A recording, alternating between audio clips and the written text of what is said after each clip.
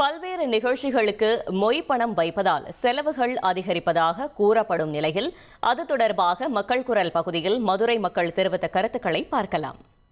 மொய் என்று சொன்னால் அனைவரும் கூட்டாக இருந்து தாழ்ந்தவனை சமூகத்தில் தூக்கி விடுகின்ற பங்காக உறவினர்கள் ஒட்டுமொத்தமாக தனி ஒருவர் செய்தார் அது தனிப்பட்ட உதவியாக கருது என்பதற்காக ஒட்டுமொத்த இரத்த உறவுகளெல்லாம் நண்பர்களெல்லாம் சேர்ந்து அந்த வீழ்ந்து போன மனிதனை அவன் வாழ்க்கை தரத்தை உயர்த்துவதற்காக உருவாக்கப்பட்ட ஒரு அற்புதமான கலாச்சாரம் மொய் திருவிழா என்பது.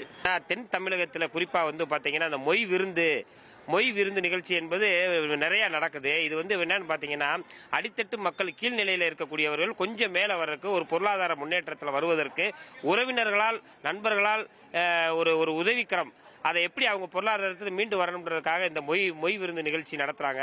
இது உண்மையிலே ஒரு வரவேற்கக்கூடிய ஒரு நிகழ்ச்சி தான். இன்னைக்கு பார்த்தீங்கன்னா நாங்கள் நிறைய பேருக்கு இது ஒரு வட்டி இல்லாத கடன் மாதிரி எங்கள்கிட்ட இருக்கிற வருவாயை நாங்கள் உறவினர்களுக்கு மொய் மாதிரி செஞ்சு வைப்போம். திருப்பி அவங்க அதுக்கு கூடுதலாக பணம் போட்டு அவங்க செய்வாங்க. மொய் பற்றி நிறைய சொல்கிறாங்க. தமிழ்நாட்டிலே வச்சு மொய்க்கு ஃபேமஸான ஊர்னு பார்த்தீங்கன்னா மதுரை தான். ஆரம்ப காலத்துலேருந்து மொய் வைக்கிறது ஒரு ஃபார்மாலிட்டியாகவே கொண்டு இப்போ மொய் விருந்துன்னு தனியாக பண்ணிட்டாங்க. வசந்த விழான்னு நிறைய வந்துருச்சு.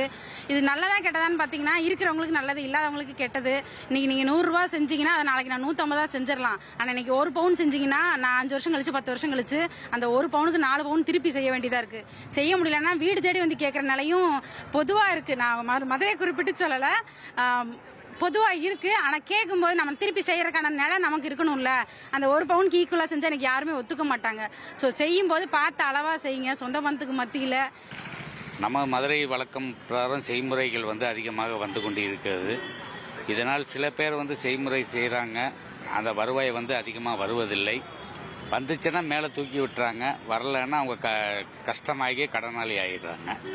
இது நாளுக்கு நாள் அதிகமாக தான் போயிட்டுருக்கு. தாய்மாமன் முறைன்றாங்க, அப்புறம் அத்தை முறைன்றாங்க. ரொம்ப கஷ்டமாக இருப்பாங்க, ஆனால் கடன் வாங்கியாவது அந்த செய்முறை செஞ்சுக்கிட்டு இருக்காங்க. பட் அந்த செய்முறை செய்ய முடியாட்டிலும் அவங்கள அவமானப்படுத்துகிறாங்க நிறைய பேர். இந்த வழக்கத்தை மாற்றணும். மக்கள் குரல் பகுதியில் மதுரை மக்கள் தெரிவித்த கருத்துக்களை பார்த்தோம்.